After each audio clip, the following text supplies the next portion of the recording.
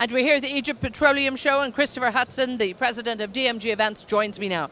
Great show, Christopher. Bring us up to date and tell us how good this has been. Well, this year has broken all records. Our third year of the Egyptian Petroleum Show, taking place here in the new exhibition centre in Cairo.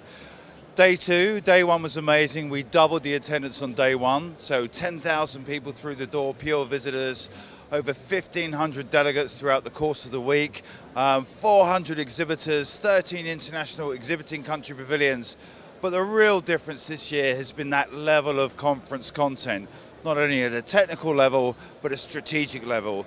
Geopolitics, new trading routes, and how oil and gas companies are really transforming themselves in an age of digitalization and AI. Fantastic speakers. Mohamed Barkindo from OPEC was here this week, Bob Dudley from BP, Patrick Pouyanné from Total, just to name but a few, as well as many of the world's leading oil and gas executives. So Cairo, the new energy capital for Africa and the Mediterranean, is firmly established itself on the global stage. And indeed, that's very much what the Minister likes to hear, and what the Prime Minister was talking about too, that really there is a feeling of it's the land of opportunity. We look at the potential for gas exploration here, we look at the growth in the domestic population and all of that, bringing all of that together. They're really looking to the future. But you look around the show and there is, as you say, a tremendous buzz. It's, I think, probably on a world-class stage. It's looking great. Well done. Well, that's great, and there is a palpable excitement around the event for the oil and gas industry, and again, how it's transforming itself to be better placed in going forward. I have to pay absolute tribute to the Minister of Energy, who's been a driving force behind this show, and his remarks and statements on day one were really clearly setting that agenda. The Prime Minister as well, very much about oil and gas for the Egyptian industry, for the Egyptian community at large, and how it's powering that economy's growth. But I think it's also worth reminding us that Egypt's perfectly positioned for that African and Mediterranean market as well.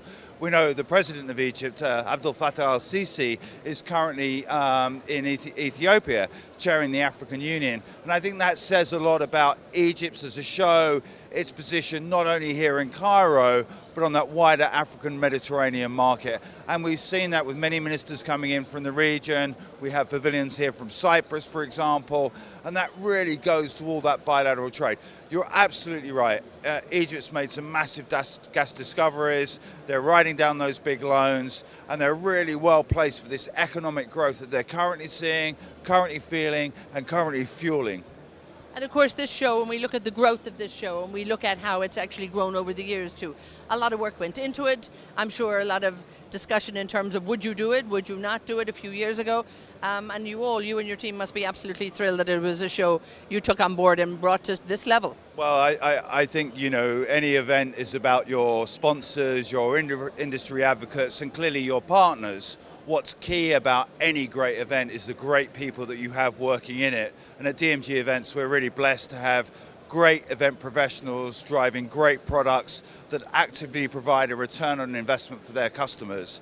Around the world, we have events such as ADIPEC and Gastech, and Egypt's just the latest addition to that overall global portfolio. But again, it's about great people creating great events for the communities that they serve. Now, of course, you'll probably just put this one to bed and you'll be getting ready for the next one. I see there's a date in place already, so I'm sure you're signing contracts. You're busy doing that. Well, that's really interesting, and that's always a good statistic. Has it worked for people? At the end of day one, 65% of exhibitors had already booked their space for the 2020 show, and that was after day one. So we expect about 80% of exhibitors to reconfirm now. We're looking at additional halls. We will occupy all of the new Cairo International Exhibition Centre at 2020, and Egypt will grow to be this annual meeting point on the global oil and gas calendar.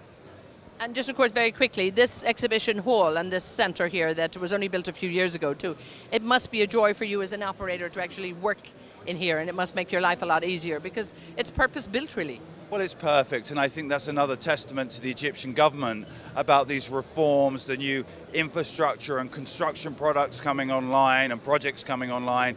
This is a new venue, it's world-class, it's fit for purpose. Cairo and Egypt is absolutely open for business. It's great to see this week the business hotels full. It's great to see people spending money with taxi drivers in the restaurants, and it's such a warm and hospitable place to come and do business. Super. Well, keep up the good work and the best of success to you. Thanks. Thank you.